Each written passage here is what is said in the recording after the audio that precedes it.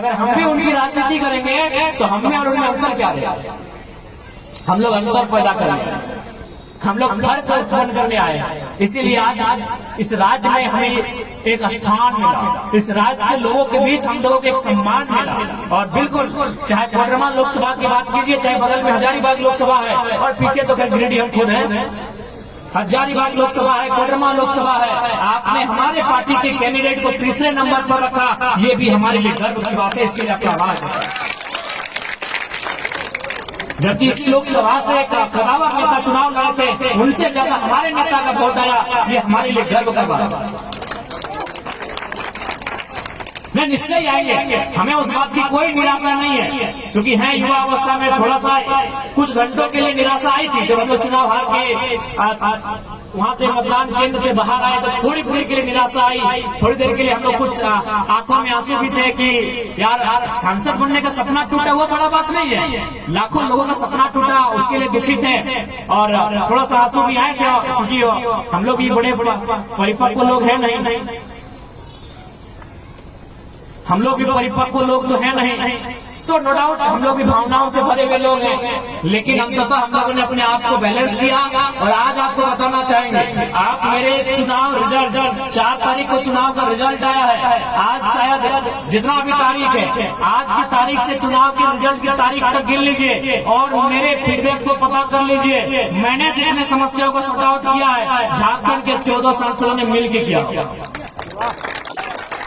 मिलकर किया क्यों? क्योंकि उनका आधा दिन दिल्ली में बीत रहा है, उनका आधा दिन दिल्ली में, आधा दिन गुलदस्ता लेते हुए, आधा दिन वीआईपी लोगों से मिलते हुए, आधा दिन ठेकेदारों से मिलते हुए, आधा दिन टूर में बीत रहा है। इसलिए बीते चुनाव हारने के बाद जितनी समस्याओं को हमने सॉर्ट आउट किया है, जो हमारी हैसियत है, छोटी रहे थोड़ा मीडियम साइज की समस्या रहे, जिन समस्या का हम लोगों ने समाधान किया, ये जो बाकी सांसद ने मिलकर नहीं किया, हाँ वो हमसे अच्छा करेंगे क्योंकि पावर में, वो संवैधानिक पावर में। हम ये नहीं कह रहे हम उनसे अच्छा कर पाएंगे, लेकिन अभी 1 महीना का रिपोर्ट कार्ड बता रहे हैं, आप उन्हें एक भी दिखा दीजिए। आज हम लोग एक दिन में 3 जगह मजदूर बैठे थे धरने पर, 3 जगह हम लोग मुआवजा दिलाए।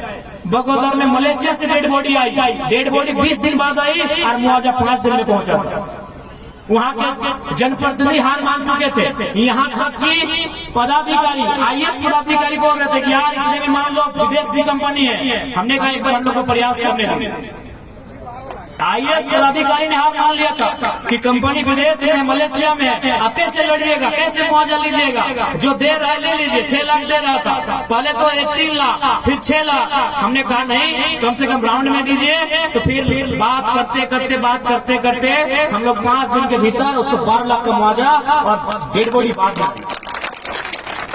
तो ये नहीं, ऐसा नहीं कि हम लोग कुछ बोले और वो काम हुआ ही नहीं। आपके पास 2 आंखें हैं, आंखें खुली हैं, आपके कान खुले हुए हैं, आप अखबार पढ़ते हैं, आप मोबाइल से जुड़े हुए हैं, आप यूट्यूब से जुड़े हुए हैं, आप सूचना ले सकते हैं। पिछले 1 महीने का हम पूरा 2 साल 2.5 साल छोड़ देते हैं, 1 महीना का आप रिपोर्ट उठा लीजिए। एक जगह नहीं, पूरे झारखंड कोल्हान से लेके गोड्डा तक हमारी टीम गोड्डा बल्कि कोडरमा भी आई थी। प्रेम जी, रविदा, महेंद्र जी, कोडरमा भी हमारी टीम आई थी। रेलवे में एक घटना घटा था, ऊपर से एक मजदूर नीचे गिर गया था, कोई सामने नहीं था। हमारी टीम वहाँ खड़ा होती है, जो हमारी हैसियत है, हम लोगों ने उस परिवार को मुआवजा दिलाने का काम किया। यह कोडरमा की घटना, तो मजदूर बागमारा का था, हमारे धनबाद जिले के बागमारा का था। ये 1 महीना का रिपोर्ट कार्ड है। ये हम लोग इसलिए बता रहे हैं कि हम लोग बिना संवैधानिक पद में रहते तहलका कर सकते हैं। हम लोग बिना किसी संवैधानिक पद पे रहते तहलका कर सकते हैं। तो सोच लीजिए जिन संवैधानिक पदों में आएंगे क्या क्या हो सकता है। सोच लीजिए कि हम लोग संवैधानिक पदों में आते हैं तो क्या क्या हो सकता है, बस इतना सोचिए। विश्वास कीजिए, आपकी शिकायतों को लंबा नहीं खींचा जाएगा। एक टेलीफोन से आपकी समस्या का निदान होगा जिस दिन हम लोग संवैधानिक पदों पे आएंगे। क्योंकि हमने स्पष्ट कहा है कि जब भी कोई पावर में आता है उसका एक रिएक्शन होता है। जब भी कोई पावर में आता है चाहे जंगल का शेर हो, चाहे गजराज हाथी हो, अगर उसको पावर है तो नुकसान किसी को होता है। अगर शेर पावर में है तो छोटे छोटे जीव जंतुओं को खाता है, अगर हाथी पावर में होता है तो बड़ी बड़ी टहनियों को तोड़ता है। ये नियम है, कोई भी पावर में आए। अगर हम लोग भी पावर में आएंगे तो नुकसान होगा। आप अगर सोच रहे हैं कि नुकसान नहीं होगा तो गलत सोच रहे हैं। हम लोग भी पावर में आएंगे तो नुकसान होगा, लेकिन नुकसान उनका होगा चाचा भतीजा।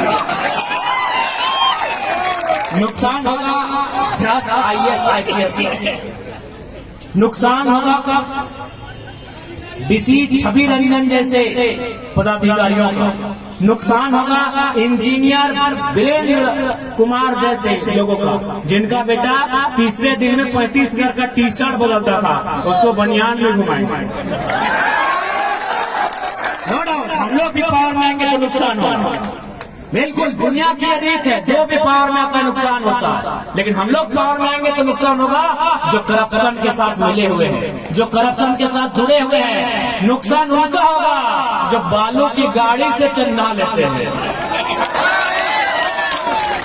और ये हवाई बात नहीं, हम एक दिन की घटना बता रहे हैं। हमारे धनबाद के जिला अध्यक्ष हमारा इंतजार कर रहे थे बरवड्डा में, हम गोविंदपुर में थे, हम गोविंदपुर में आए, बरवड्डा में उन्होंने रिसीव किया, वो जान बूझ के गाड़ी बढ़ाई नहीं रहा। तब बोले क्या बात है, गाड़ी खाने नहीं बढ़ा है? बोला आपको देख के पुलिस लोग मुंह घुरा लिया है, यहाँ पे लोग चंदा ले रहा है। बोला और 5 मिनट रुकिए ना, ये लोग यहाँ से निकल गए। अगर राजगंज से तुपचाची तक अगर कहीं हम लोग खड़ा हो जाते हैं, वहाँ प्रशासन के लोग चंदा लेना बंद कर देते हैं। ये माहौल बदले बिना किसी संवैधानिक पद के। अगर संवैधानिक पद में अगर रास्ता से गुजरेंगे ना तो खाली अनुमान कर लीजिएगा हो कैसे। महेंद्र कैसे हैं भगवान?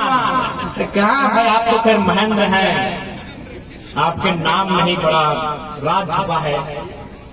तो ये हम लोग कोई हवाई बात नहीं कर रहे हैं। आखिर हमने ऐसा क्यों किया? इसका रीजन है हमारे अंदर की हिम्मत, हमारे अंदर का रिस्क। ये जो नेता है ये रिस्की नहीं है। रिस्की क्यों नहीं है? आपको भी मालूम है, इतना पैसा कमा लिया है, इतना ही लोग पैसा कमा लिया है। अब पता नहीं आपके इधर के नेताओं के हाल नहीं जानते हैं, उधर तो हम मालूम है, हमको घर वाली अलग है, बाहर वाली अलग है, पूरा स्मूथ चल रहा है। तो जिंदगी से इश्क है उनको जिंदगी से इश्क है, और जिसको जिंदगी से इश्क है वो तो डरेगा ही। और हम लोग बोलते हैं भैया हम लोग तो कफन से इश्क करके आए हैं, अगर जाएंगे तो 2-4 लोग मचल के लेके जाएंगे। चला बोले हमारा देखिएगा एक धरना था, बगल में 12 थाना की पुलिस थी, स्पेशल हमारे लिए आई थी। जरा मत हो जा रहा है, थोड़ा देखिए। 12 थाना की पुलिस थी, DSP साहब बगल में खड़े थे। जरा नहीं, हार्डली हमसे 50 मीटर भी नहीं होगा, 30-35 मीटर की दूरी में खड़े थे। इंटरनेट में वीडियो होगा। हमने एक ही लाइन कहा था कि आदरणीय DSP महोदय, आपकी नौकरी का, आपकी शिक्षा का सम्मान करते हैं, लेकिन याद रखिएगा आपकी पिस्तौल में 6 गोलियां हैं, हमारे पास 6000 भीड़।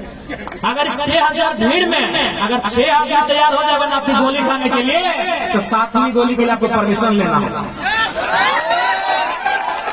7वीं गोली के लिए आपको परमिशन लेना होगा, क्योंकि आजकल जनता डरती है कि आपसे मुकाबला करेंगे तो केस हो जाएगा, आपसे मुकाबला करेंगे तो 353 लगा देंगे। जिस दिन जनता अपने अंदर के डर को समाप्त कर देगी ना, फिर हमारे अधिकार और हमारे बीच जो खड़ा है उसे इस मिट्टी में जमींदोज होना पड़ेगा। इसलिए इस बात पर हम लोग विश्वास दिलाते हैं